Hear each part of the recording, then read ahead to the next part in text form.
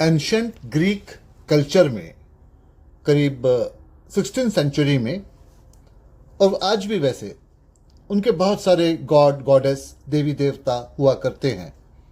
Love, war, marriage, warriors, weapons और भी बहुत कुछ, इवन स्पोर्ट्स के भी।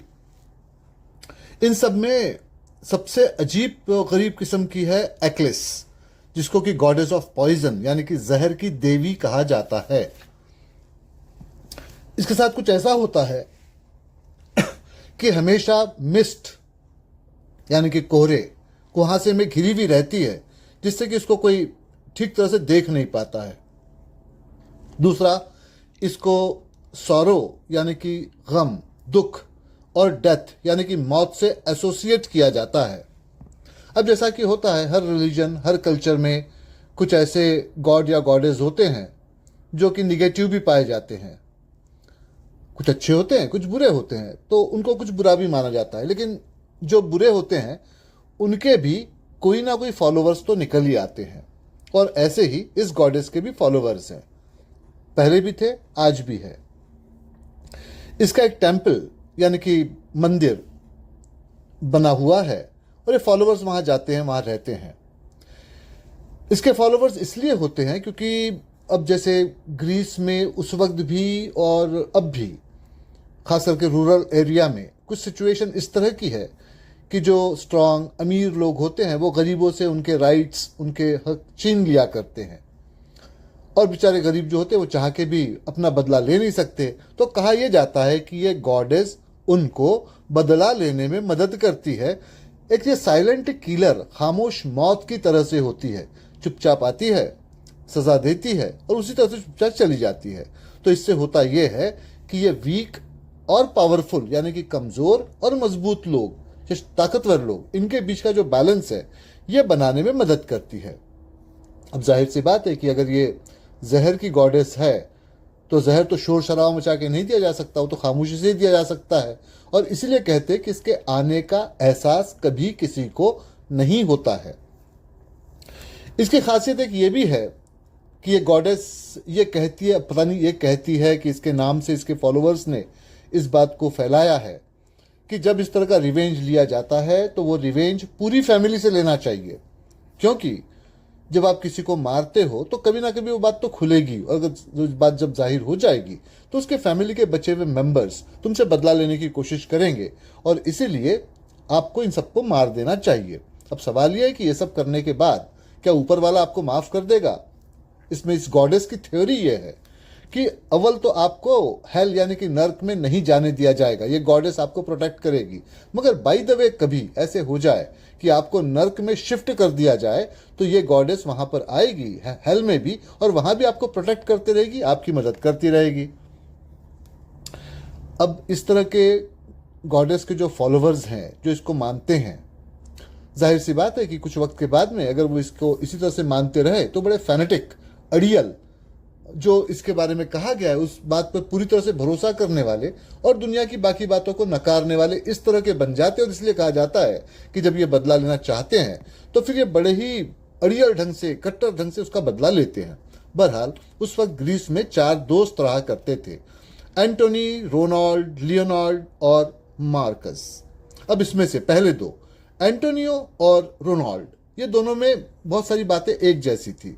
दोनों बहुत अमीर थे, दोनों कुंवारे थे, एक ही तरह का बिजनेस करते थे, और मजे की बात यह है कि एक ही लड़की को चाहते भी थे जिसका नाम की सुजान था। लेकिन दोनों को इस बात की खबर नहीं थी कि वो दोनों उसी लड़की को चाहते, और न लड़की को इस बात की खबर थी कि दोनों उसको चाहते हैं। खैर, लड़की के फादर काफ़ी अमीर थे, सुजान के रिच थे, और उन्होंने कभी इस बात को जाहिर तो नहीं किया था, लेकिन उन्होंने एंटोनी को अपनी बेटी के लिए होने वाले हस्बैंड की तरह से चुन के रखा हुआ था। बहरहाल ये तो हो गई इनकी बात। अब इनके और 2 दोस्त भी हुआ करते थे, लियोनार्डो और मार्कस। सबसे पहले लियोनार्डो। अब लियोनार्डो एंटोनी और रोनाल्ड के दोस्त सिर्फ इसलिए थे कि स्कूल के दिनों में वो साथ साथ पढ़ा करते थे, अदरवाइज उनकी लाइफ इनसे पूरी तरह से अलग थी। दरअसल लियोनार्डो को बचपन से ही पढ़ने लिखने का बड़ा शौक था। उनके पेरेंट्स की बहुत जल्दी मौत हो गई थी, तो उनको एंटोनी और रोनाल्ड ने सपोर्ट किया था पढ़ाई लिखाई में। वो तो चाहते ये भी थे कि उनको एक अच्छा सा घर बना कर दे जहां वो रहे, बल्कि उनको नौकरी भी ऑफर की थी, लेकिन लियोनार्डो ने मना कर दिया। मना सिर्फ इसलिए किया कि उनको तरह तरह की चीजों पर रिसर्च करने का शौक था, तो उसमें वो लगे रहते। अब जब थोड़े वो बड़े हो गए और शादी ब्याह की उनकी उम्र भी होने को आई, तो दोनों दोस्तों ने जैसे कि उनको पता था कि लियोनार्डो के तो पेरेंट्स है नहीं, तो उनसे कहा भी कि भाई चलो ठीक है, अब हम यहाँ रहते हैं ग्रीस में, बहुत सारी लड़कियां, तुम्हारी शादी करवा देते हैं, तुम अकेले रहते हो।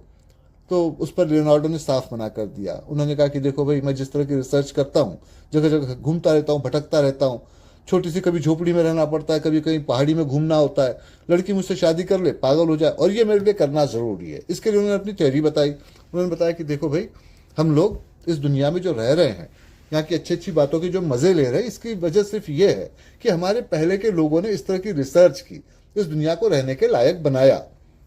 भले ही आप लोग गॉड या बाकी चीज़ों के बारे में जो भी कहें, ये दुनिया गॉड की बनाई हुई नहीं, इंसानों की बनाई हुई है। उन्होंने तरह तरह की चीज़ों को बनाया है। फॉर एग्जाम्पल, आप घर के अंदर आते हो, एक स्विच को दबाते हो, पूरे कमरे में लाइट आ जाता है। ये गॉड ने थोड़ा ही किया है, इसके पहले जिन लोगों ने रिसर्च की उन्होंने किया है। उनका कर्ज हमारे ऊपर है, इसको चुकाना जरूरी है, और इसीलिए अब मैं ये चाहता हूं कि मैं इस तरह की रिसर्च करूं। तो ये पहली और आखिरी बार हमारी बात हो रही है। इसके बाद में मेरी शादी के बारे में कोई बात न करे। दोस्ती रखनी है रखो, नहीं रखनी है छोड़ो।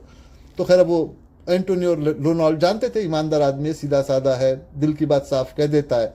उन्होंने दोस्ती बनाए रखी। अब इनके चौथे दोस्त मार्कस, ये इन सबसे अलग थे।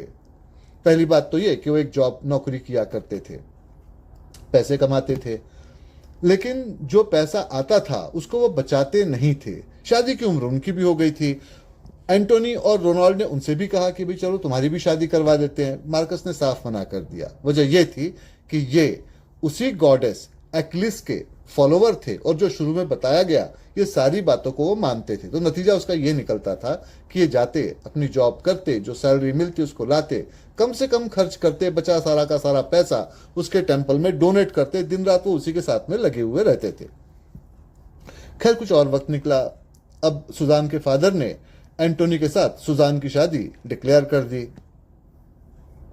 अब रोनाल्ड, जैसे कि बताया जा चुका है, वो भी सुजान को चाहते थे, लेकिन अब ये तो ऐसा था ना कि शादी एंटोनी से हो रही थी और फादर ने फिक्स करवाई थी, तो भाई वो कर भी क्या सकते थे। तो उन्होंने अपने ख्याल को जाहिर नहीं किया और अपनी बात को दिल ही दिल में रख लिया। दरअसल ऐसा था कि उस वक्त वो रोनाल्ड एंटोनी के साथ मिलकर ये प्लान कर रहे थे कि ग्रीस की इकोनॉमी धीरे धीरे डूब रही है, यहाँ पर अगर बिजनेस करते रहेंगे, बिजनेस ज़्यादा तो चलेगा नहीं, तो इसको कनाडा में शिफ्ट करते हैं। साथ साथ उन्होंने ये भी प्लान बना रखा था कि अपने जो दोनों दोस्त है लियोनार्डो और मार्कस, उनको भी लेके जाएंगे, उनकी भी वहाँ मदद लेंगे, और फिर अपना कुछ स्टाफ भी यहाँ से लेके जाएंगे। तो काफ़ी एक्सटेंसिव एक बड़ा सा वो प्लान था। ये किया जा सकता था, क्योंकि उन दिनों अगर कनाडा में आप ये लिख कर दे देते हैं कि भाई इनका सारा खर्च हम उठा सकते हैं, और इनकी जो लैंग्वेज एबिलिटी है वो हमारे बिजनेस में ज़रूरी है, क्योंकि ग्रीक लैंग्वेज तो वहाँ बोलने वाले बहुत कम मिलेंगे कनाडा में, तो हमको इन लोगों की ज़रूरत है। गवर्नमेंट उस बात को एक्सेप्ट कर लिया करती थी, क्योंकि बिजनेस क्लास में इस तरह से लोगों का आना उन दिनों कोई बहुत बड़ी बात तो थी नहीं।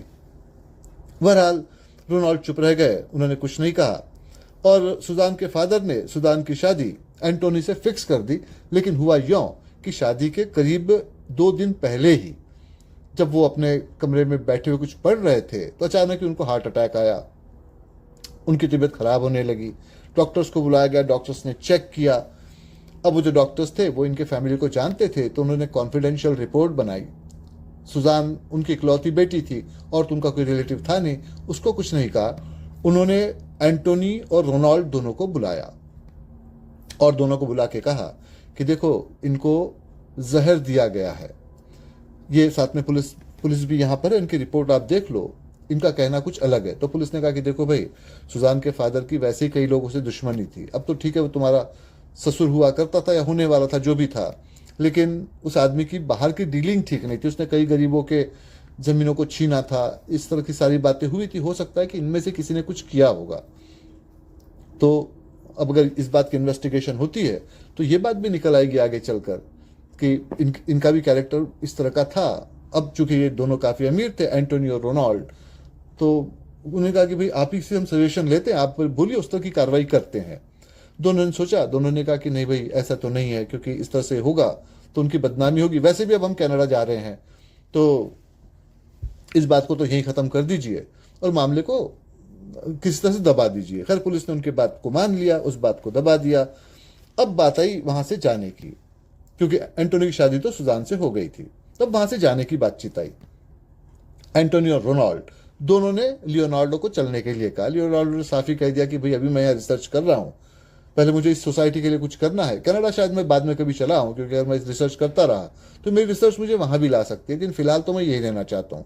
तो मैं तो तुम्हारे साथ नहीं आ सकता, वैसे भी मैं तुम्हारे कौन से काम का हूँ, मुझे बिजनेस की समझ भी नहीं है। मार्कस को लेके जाओ, उसको बिजनेस की समझ है। तो लियोनार्डो ने कहा कि वो एंटोनियो रोनाल्डो ने कहा कि मार्कस कैसे आएगा, वो तो यहाँ पर टेम्पल में बैठा हुआ रहता है। उसने कहा कि मैं बात करता हूँ, देखो वो टेम्पल में बैठा जरूर रहता है, लेकिन बिजनेस की बहुत सारी बातों की समझ उसको है, वो तुम्हारी वहाँ काफी मदद कर सकता है। फिर वैसे ही बैचलर आदमी है, जिंदगी में कभी शादी नहीं करना चाहता है, ऐसे लोगों की तो बिजनेस में सख्त जरूरत होती है, ऐसा सेल्फलेस आदमी कहाँ से मिलेगा।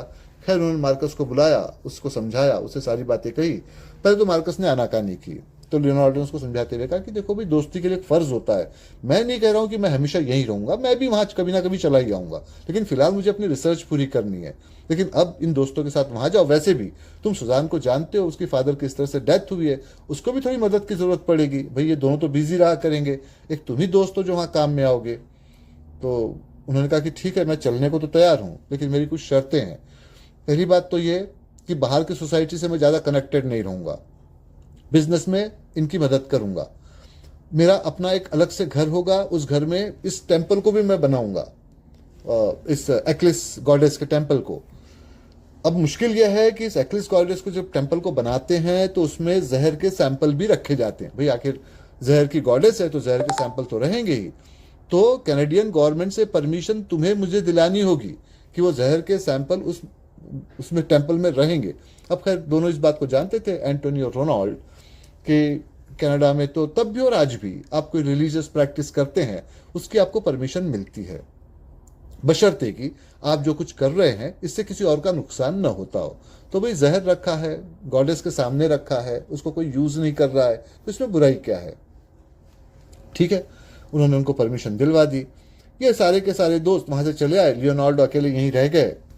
वक्त आगे बढ़ने लगा, इनका बिजनेस वहां सेटल हो गया, कुछ अरसा और निकला, और ऐसे कुछ हुआ कि एंटोनी को एक बेटी हुई जिसका नाम कि एलिजाबेथ था।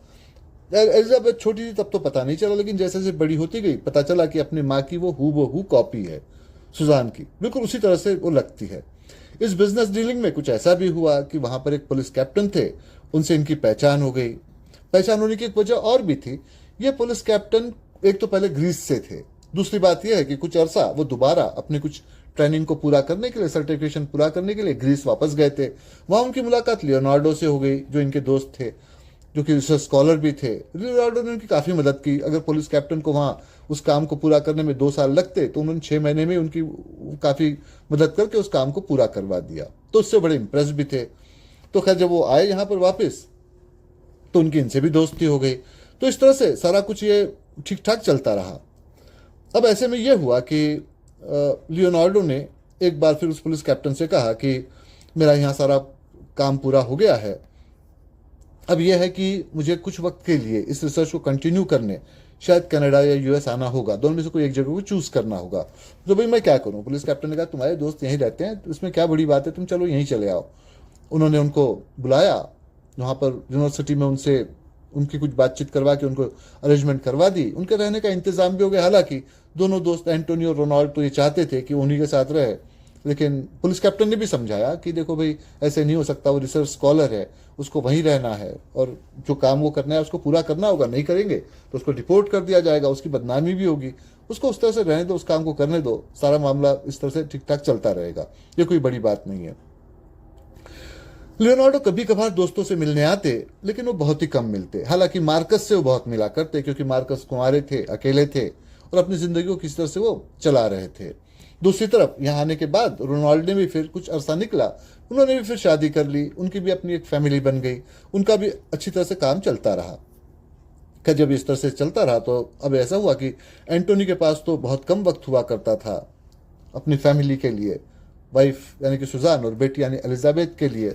अब एंटोनी थोड़े से रोमांटिक किस्म के इंसान थे, भाई आखिर उनका लव मैरिज हुआ था, तो एक दिन किसी बात पर वाइफ ने उनको ताना दे दिया कि भाई आप यहाँ पर आके पूरी तरह से बदल गए हैं, वहाँ तो कुछ अलग बात थी, आप मेरे घर के चक्कर लगाया करते थे और ये सारे गिफ्ट वगैरह लाते थे, कभी फ्लावर्स लाते थे, कभी कुछ और यहाँ तो अब आप जब आते हैं तो बस कपड़े बदलते हैं और घर में सो जाते हैं, बातचीत के लिए वक्त नहीं होता। तो एंटोनी ने कहा कि देखो भाई ये सारे पैसे तो मैं तुम्हारे लिए कमा रहा हूँ। तब वाइफ ने कहा कि पैसे कमा रहे हो, फायदा क्या होगा, बुढ़ापे में जाकर जब हम लोग आधे बीमार रहेंगे तब साथ साथ बैठेंगे, भाई कुछ वक्त निकालो, कुछ वक्त हम साथ में बिताए, वरना पैसा कौन से काम का। साथ साथ उसने ये भी कह दिया कि अगर तुम इतने पैसे न भी कमाते, मुझे एक वक्त भूखा भी रहना पड़ता तब भी चल जाता, लेकिन तुम्हारा साथ मुझे चाहिए होता है। अब खैर वो वाइफ की बातें थी, भूखे रहने की मुसीबत को वो क्या जाने, जो भूखा रहता है वही जानता है। बहरहाल अब एंटोनी को लगा कि भाई ये ज़्यादा ही कुछ ये हो रही है जज्बाती, इमोशनल, तो इसको खुश किया जाए। तो उन्होंने एक घर से अलग, क्योंकि घर में तो बेटी हुआ करती थी, उनको हमेशा बिजी रखते, नौकर चाकर भी काफ़ी सारे थे और स्टाफ का काम भी आता रहता था। तो उन्होंने अपने दोस्त रोनाल्ड से कहा कि देखो भाई रोनाल्ड, 2 दिन के लिए मुझे छुट्टी चाहिए, 2 दिन इस काम को तुम ही संभालो। मार्कस को भी बुला लिया, मार्कस से कहा देखो मार्कस, 2 दिन के लिए मुझे भी बाहर जाना होगा, तो ये करो कि मेरी जगह पर तुम इस सारी चीज़ों को संभाल लो, ऑफिस के साथ में रोनाल्ड भी मदद करेगा, मुझे किसी तरह के फ़ोन नहीं चाहिए, कोई डिस्टर्बेंस नहीं चाहिए, ये वक्त मेरा पूरा का पूरा अब अपनी वाइफ के साथ ही रहेगा। एलिजाबेथ को यहाँ संभाल लेना, बेटी को वैसे भी अभी छोटी है, कुछ 5th-6th ग्रेड में, स्कूल ही जाती है, तो ये तो कोई बड़ी बात नहीं है, तो इसको तुम संभाल लो। अब मैं वहाँ जाकर थोड़ा सा अपने वाइफ के लिए कुछ तसल्ली का इंतज़ाम करता हूँ, क्योंकि न रहूँ तो ये परेशान रहे, मुझे हैरान परेशान करती रहे। खैर दोनों दोस्तों ने इस बात को मान लिया, कोई बड़ी बात तो थी नहीं। ये गए होटल में, एक स्यूट बुक करवाया, वहाँ वो पहुँचे, कुछ केक का ऑर्डर दिया। अब जिस दिन शादी की उनकी एनिवर्सरी थी, उसी को सेलिब्रेट करने वहाँ वो गए थे। तो ये डिसाइड हुआ कि भाई शाम में बैठकर वो वहाँ पर उसको सेलिब्रेट करेंगे, केक वगैरह आएगा, कुछ खाने का सामान आएगा। अब दोनों हस्बैंड वाइफ में एक डिफरेंस था, ऐसा था कि एंटोनी को शैम्पेन ये बड़ी पसंद थी, सुजान शराब को चखे भी नहीं। तो एंटोनी ने कहा कि देखो भाई, अगर मैंने तुम्हारी एक बात मानी है, अपने बिजनेस को 2 दिन के लिए छोड़ा है, यहाँ अरेंज किया है, तो 1 दिन के लिए तुमको मेरी बात माननी चाहिए। भाई एक सिप ही ले लो शैम्पेन का, इसमें क्या बुराई है। पहले तो सुजान नानुकुल करती रही, फिर जब सारा सामान आ गया और सुजान ने तब भी मना किया, तो एंटोनी ने थोड़ा गुस्सा होने का ड्रामा किया। सुजान ने कहा चलो ठीक है, एक सिप ले लेते हैं। वो बैठी, उन्होंने उसके लिए एक पैक दिया, उसको एक सिप दिलवाया। सुजान ने सिप लिया तो ज़रूर, लेकिन बहुत जल्दी जिस कुर्सी पे बैठी थी वहाँ वो लुढ़क गई। इनको लगा शराब पिया है, बेहोश हो गई, हिलाया डुलाया। जब उसके मुंह से झाग निकलने लगा तो ये घबरा गए। इन्होंने होटल मैनेजमेंट को फ़ोन किया, उन्होंने अपने होटल के डॉक्टर को बुलाया, डॉक्टर ने आया, देखा, उन्होंने कहा कि इसको तो पॉइजन दिया गया है। चेकअप हुआ, वाकई उसको पॉइजन दिया गया था, हॉस्पिटल भी ले आया गया, लेकिन उसकी मौत हो गई। अब यहाँ पुलिस इन्वेस्टिगेशन शुरू हुई। ये बात जब पुलिस कैप्टन को पता चली, वो भागकर वहां पर आए। अब ये तो उनको पता था कि एंटोनी अपने वाइफ को बहुत चाहते थे, भाई सारी बातें करके बता के गए थे, तो ये तो जाहिर सी बात थी कि उन्होंने तो उसको जहर नहीं दिया है, जहर किसी और ने दिया है। किसने? अब पुलिस कैप्टन को इनके फैमिली हिस्ट्री के बारे में बहुत कुछ पता था और बहुत सारी बातों को जानते भी थे, तो उन्होंने पूरी तरह से चेक किया। उन्होंने कहा कि देखो भाई, ये जो जितना भी इन्वेस्टिगेशन हुआ है, जो जहर इस शैम्पेन में था, ये मार्कस के पास जो जहर के सैंपल्स है उनमें से कोई भी नहीं था। उसके पास जो जहर के सैंपल्स है वो सारे के सारे ग्रीस से आए हुए हैं। और अब ये रही मार्कस के इसकी बात, फोरकास्ट की बात, क्योंकि हुआ यूं था कि मार्कस ने बहुत पहले ही ग्रीस में ही, जब एंटोनी सुजान से शादी करने जा रहे थे, तब उनको कहा था कि ये शादी तुम नहीं करो। इसकी वजह यह है कि मैंने सुजान का होरोस्कोप देखा है, उसका जो लाइफ प्लान जो होता है, रिलीजियस लाइफ प्लान, वो देखा है जिस रिलीजियस फिगर ने बनाया है। उसने कहा है कि तुम्हारी जिंदगी में ये बड़ी मुसीबतें लाएगी, तो इससे तुम शादी ना करो तो वो बेटर है।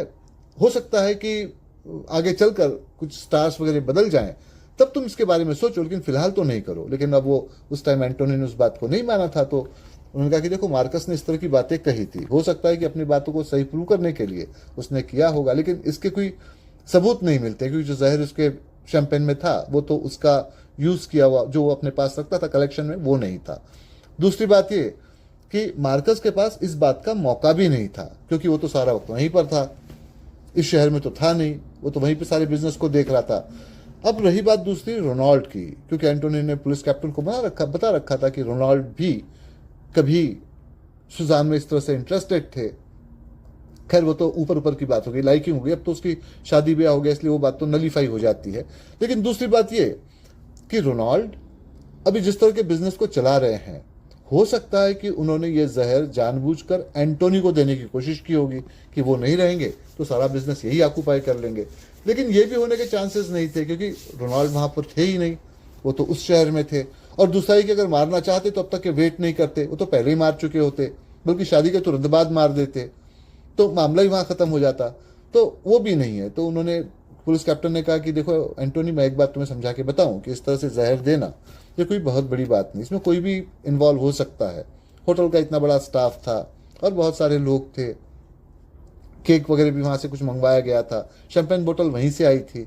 आजकल जो मेक शिफ्ट स्टाफ होता है वो भी होता है, कुछ लोग ऐसे कुछ आवर्स के लिए काम करने के लिए वहां आ जाते हैं। भाई ये कुल मिला के जमवाड़ा करीब 200-300 लोगों का हो जाता है, किसको किसको चेक करेंगे और कैसे पता लगाएंगे। इन्वेस्टिगेशन मैं कर सकता हूँ, कर रहा हूँ, लेकिन एक बात पक्की है कि ये जो कुछ हुआ है, इसके पहले सुजान के फादर की डेथ हुई, अब सुजान की डेथ हुई। ये जो थ्योरी बनाई जा रही है कि भाई तुमको मारने की कोशिश की गई और सुजान मर गई, ये थ्योरी गलत भी हो सकती है।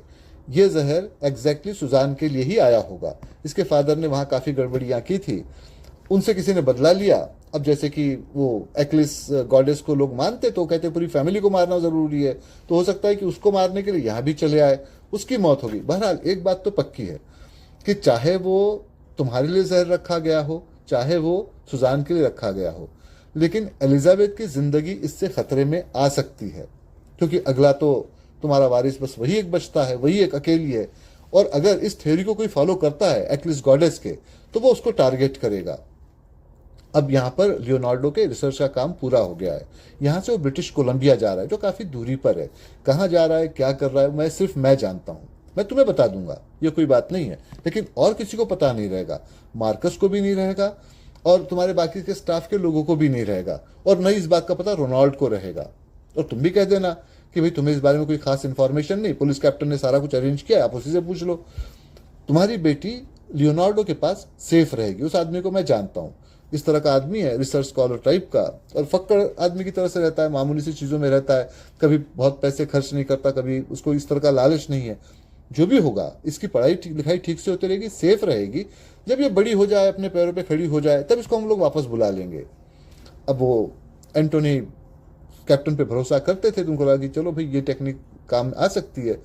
उन्होंने लियोनार्ड को समझाया, पहले तो लियोनार्ड मना करते रहे, लेकिन जब उन्होंने कहा कि भाई इस तरह से सारा अरेंजमेंट होगा, तुम इसको रखोगे वहां पर, तो इसकी जान की सलामती के लिए सही, पर इसको लेके जाओ। एंटोनी उस बात को मान गए, पर उन्होंने साथ साथ ये भी कहा कि इस लड़की को जो भी सिखाना है मैं अपनी तरह से सिखाऊंगा। भाई कल को आप कहेंगे कि ये बिजनेस पर्सन नहीं बन पाई तो उसमें मेरी गलती नहीं है, वो मैं नहीं सिखा सकता, मैं जो उसको सिखा सकता हूँ बस वही सिखाऊंगा। उन्होंने कहा ठीक है। फिर उसको ले गए, जो डिसिप्लिन वगैरह थे सारे सिखाए, दिखाने की जरूरत नहीं थी, लड़की में वैसे ही डिसिप्लिन थे, माँ की बातें उसमें आई थी। सुजान जिस तरह से डिसिप्लिन थी, एलिजाबेथ भी उसी तरह से थी, उन्हीं की तरह लगती भी थी। तो बहरहाल उन्होंने दो बातें उसको सिखाई। पहली बात तो ये कहा कि देखो, तुम्हें ये लग सकता है कि मैं दिन रात साइंस के काम में लगता हूँ, लेकिन साइंस की जो हम खिदमत करते हैं, उसके लिए हम जो काम करते हैं, वो एक तरह से सोसाइटी की सबसे बड़ी खिदमत है, सबसे बड़ी उसकी सर्विस है। देखो साइंस अपने आप को बदलता है, आज जो बात कही है कल शायद वो बात बदल जाए, या परसों और ज्यादा बदल जाए। इसका ये मतलब नहीं कि साइंस झूठ बोल रहा है। बहुत से लोग, खास करके रिलीजियस लोग, साइंस पे चार्जेस लगाते हैं कि भाई इसकी भी तो बातें सच नहीं होती, आज ये जो कहता है कल कुछ और होता है, परसों कुछ और होता है। ऐसा नहीं होता, साइंस अपने आप को इम्प्रूव करता है, इसलिए बातें बदलती हैं। और साइंस अपनी बात पे अड़ियल नहीं रहता है कि मैंने जो कह दिया वो सच है। भाई साइंस में तो हर बात को ये कहा जाता है कि प्रिजम्पशन है, ऐसा हुआ है, इसको और आप इंप्रूव करना चाहो कर लो। तो हमको इस तरह से साइंस में अपना दिल को लगाना चाहिए। फिर दूसरी बात उन्होंने ये भी समझाई कि देखो हमारे दिल में बहुत सारी बातें आती हैं, हम कई बार बता नहीं पाते, उससे हमको फ्रस्ट्रेशन हो जाता है। डायरी राइटिंग ये एक अच्छा स्किल है, जरूरी बात है। आप अपने दिल की बात डायरी में लिख दो, आपका दिल बोझ हल्का हो जाता है। आप अपनी बात किसी और को बताओ तो बात पराई हो जाती है, फिर वो 50 और लोगों को बताता है, आपका सीक्रेट नहीं रहा, आप खुद ही सीक्रेट नहीं रख पाए, दूसरों को क्या बताओगे। तो इसलिए डायरी राइटिंग भी जरूरी है। बहरहाल इन दो बातों से तो ये हुआ कि एलिजाबेथ ने इन्हीं दोनों बातों को सीखा। एक तो वो साइंस में दिल लगा के काम करने लगी, हालांकि वो हाई स्कूल वगैरह में कुछ आई हुई थी, और उसके बाद में वो रेगुलर डायरी भी लिखा करती थी। वक्त बीतने लगा, लड़की अच्छी प्रोग्रेस करते गई, अक्सर आके अपने फादर से मिलती और एंटोनियो भी उसकी प्रोग्रेस को देख के बड़े खुश हुआ करते। फिर जब लड़की ग्रेजुएट हो गई तो उन्होंने लियोनार्डो को थैंक्स कहा और उससे कहा कि तुमने बहुत अच्छी तरह इसकी देखभाल की है, अब इसके लिए शादी ब्याह का वक्त आ गया, कोई लड़का मैंने देख रखा है, एक इवेंट अरेंज किया है, वहाँ ही आ जाए, तुम भी यहाँ पर आओ, भाई तुम भी इसके फादर की तरह से तुमने बड़ा अच्छा रोल प्ले किया है, तो एक बार ये इस तरह से सारा सेटल हो जाए तो इसकी मैं शादी ब्याह कर दूँ और जिम्मेदारी से मैं छुट्टी पा जाऊँ। तो उस पर एंटोनी ने उन्होंने कहा, लियोनार्डो ने, कि मैं ही जानता हूँ कि मैंने इसके लिए कितनी मेहनत की है और मैंने क्या क्या सेक्रीफाइस किया, पर चलो ठीक है, अगर लड़की खुश रहेगी तो ये मेरे लिए भी अच्छी बात है।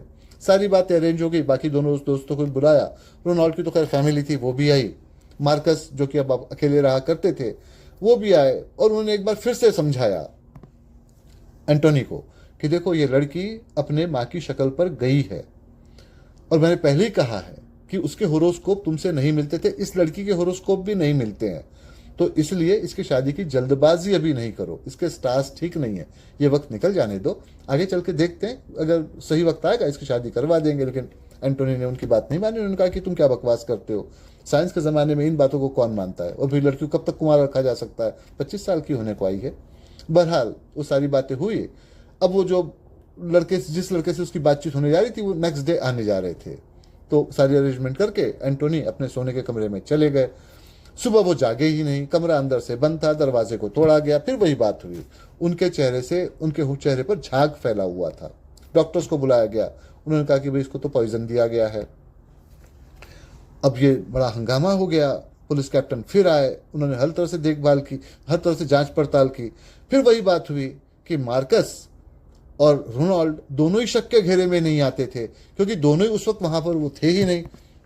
अब भाई इतना लंबा चौड़ा स्टाफ और इतने सारे लोग, और वो जहर दिया गया है, और वो जहर मार्कस के पास का जहर भी नहीं है, वो तो कैनेडियन जहर ही है, तो भाई इस काम को आखिर कर कौन रहा है। बहरहाल काम को जो भी कर रहा हो, अब एक तो इनकी वाइफ मर गई, इनकी मौत हो गई, और जिस तरह से वो अब तक के इन्वेस्टिगेशन कर रहे थे, उन्होंने ये पाया था कि रोनाल्ड बिजनेस के मामले में बहुत ईमानदार थे, वो एक नया पैसे की हेराफेरी नहीं करते थे। जो आदमी इतना ईमानदार है, जिसकी अपनी शादी हो चुकी है, ठीक है कभी वो सुजान को चाहता भी रहा होगा, वो एंटोनी को अब क्यों मारेगा। और मार्कस की तो बात ही अलग थी, उसको तो इनसे कोई फायदा ही नहीं था। अब इनके अलावा इनका स्टाफ भी बहुत बड़ा था, भाई ये भी हो सकता है कि इनकी कोई दुश्मनी ग्रीस से ही रही हो, उनके स्टाफ में कहीं छिपा हुआ हो। आप 50-55 लोगों का स्टाफ वहां से लेकर आए हैं, किसको किसको ढूंढा जाएगा। तो खैर उन्होंने अपने स्टाफ से तो कह दिया कि इस पर नज़र रखी जाए, ये हमारे लिए बड़े बदनामी की बात है कि इस तरह से इस फैमिली में डेथ पे डेथ होती चली जा रही है। लेकिन उन्होंने वापस बुलाया फिर से लियोनार्डो को, उन्होंने कहा कि देखो लियोनार्डो, तुम्हारे रिसर्च का काम यहाँ करीब करीब पूरा हो गया है, मैंने यूनिवर्सिटी से बात की है, तुमको वो ऑस्ट्रेलिया भेजने के लिए तैयार है, तुम वहाँ जाओगे, इस लड़की को भी वहाँ लेकर जाओ साथ साथ, अब ये तो तुम्हारे रंग में रंग चुकी है, तो इसको सिखाओ पढ़ाओ, और मैं तुमको इसका एक तरह से गार्जियन अपॉइंट करता हूँ, इसके लिए इसकी शादी ब्याह का इंतजाम मैं यहाँ करने की कोशिश करूँगा, और कुछ अगर तुम्हारे ख्याल में आए तो तुम वहाँ भी देख लेना। वहाँ तुम कहाँ रहोगे, किस जगह जाओगे, किसी को पता नहीं रहेगा, और दूसरा ये है कि जो ऑस्ट्रेलियन गवर्नमेंट है वो तुमको प्रोटेक्ट करेगी, लड़की सेफ रहेगी। लियोनार्डो उस बात को मान गए। एलिजाबेथ को लेकर वो वहाँ से ऑस्ट्रेलिया चले गए। वैसे भी एलिजाबेथ का शादी ब्याह में उस वक्त कोई इंटरेस्ट नहीं था, फादर के हाँ कहने पर ही वो कह रही थी, उसने उस काम को वहाँ कंटिन्यू किया, और उसने काफ़ी अरसे तक के शादी भी नहीं की, वो लगातार उस काम को करती रही। जब भी कभी उसको रोनाल्ड या पुलिस कैप्टन शादी ब्याह के बारे में पूछते, वो साफ ही मना करती, और लियोनार्डो ने अपनी तरफ से कभी ज़बरदस्ती नहीं की। उन्होंने कहा कि भाई वो लड़की की मर्जी है, करना चाहे करे, ना करना चाहे ना करे, उसके लिए कुछ नहीं किया जा सकता। बहरहाल वक्त निकलता चला गया। अब ये करीब 40 ईयर्स के आसपास आई थी, और लियोनार्डो की उम्र करीब कुछ 60 के आसपास तो होने को आई थी, 60-65 के आसपास।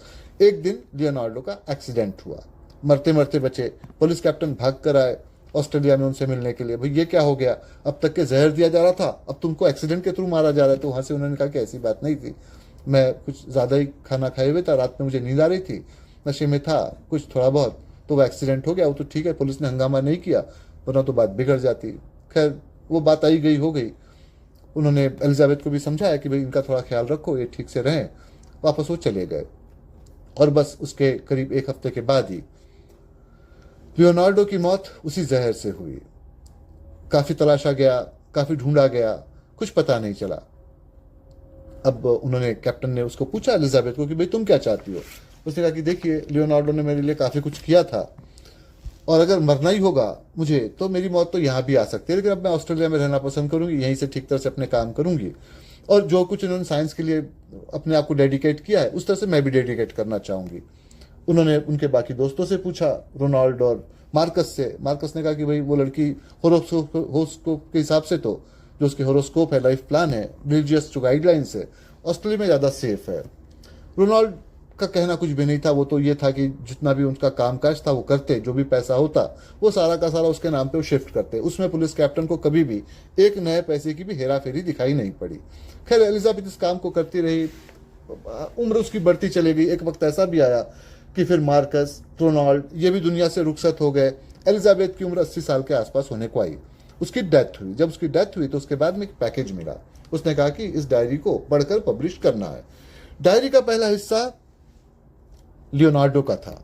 लियोनार्डो ने उस डायरी में लिखा था कि मैं इस वजह से इस पार्ट को लिख रहा हूं क्योंकि मुझे लगता है कि मैं अपनी गलतियों को मान लूं या अपने जो भी मैंने कुछ किया उसको कबूल कर लूं, तो जो एक्लिस जो गॉडेस है वो मुझे नरक में भी डिफाइंड करेगी। उन्होंने कहा कि देखिए मैं सुजान को वहीं से चाहता था, ग्रीस से ही। उसके फादर से मैंने बात भी की थी, लेकिन उसके फादर ने मैं स्कॉलर हूं ये कहकर मुझे टाल दिया।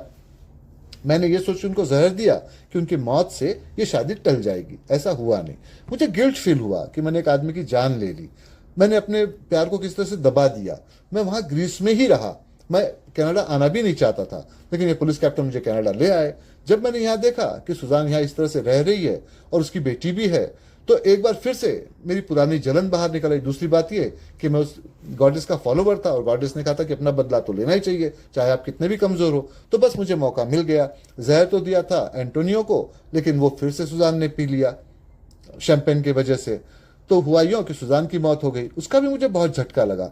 मैंने किसी तरह से अपने आप को बैलेंस किया, लेकिन जब मुझे उसकी बेटी की कस्टडी दी गई जो कि हूबहू अपनी माँ की तरह से दिखती थी, तो मेरा प्यार उसके लिए जाग गया। उसको लेकर मैं ठीक तरह से रहने लगा। लेकिन अब उसके फादर ये चाहते थे कि उसकी शादी कर ली जाए, उसको मुझसे दूर कर दिया जाए। भाई इस चेहरे की, इस बच्ची की मुझे आदत पड़ गई थी। पहले मैंने माँ को खोया, अब मैं बेटी को खोने जा रहा था। मैंने उसके फादर को भी जहर दे दिया और इस तरह से मैंने इन कामों को किया। तो मैं माफ़ी चाहता हूँ और मैं ये सोचता हूँ कि मैंने जिस तरह से इस बच्ची की देखभाल की है ईमानदारी के साथ, और जिस तरह से मैंने अपने गुनाहों को माना है, मुझे एक्लिस इस बात के लिए माफ़ करेगी और नर्क से जाने से बचाएगी। तो आगे फिर सुजान ने लिखा, उसने एलिजाबेथ ने लिखा था कि जब मुझे पता चला तो डिसीजन लेना बड़ा मुश्किल था, क्योंकि इनका जब एक्सीडेंट हुआ था उस वक्त मैंने इनकी डायरी को पढ़ लिया था, जो कि हमेशा सीक्रेट जगह पे रखते थे, मगर एक्सीडेंट में इनके ब्लड ग्रुप को जानना जरूरी था। तो मैंने उसको ढूंढने के लिए इनकी डायरी को भी ढूंढ निकाला और ब्लड ग्रुप तो नहीं मिला, ये सारी स्टोरी मिल गई। काफी दिन तक के मैं पेशोपेश में रही। आखिर में मैंने डिसीजन लिया और जहर देकर इनको मार दिया। इस तरह से मैंने अपने पेरेंट्स का इनसे बदला लिया है। उम्मीद करती हूँ कि इसके लिए मुझे गॉडेस एक्लिस नर्क में जाने से बचाएगी और मुझे माफ भी कर देगी। तो ये था सारा किस्सा। आपके जो भी सवाल यहाँ रखे उनके जवाब मैं आपको देता हूँ।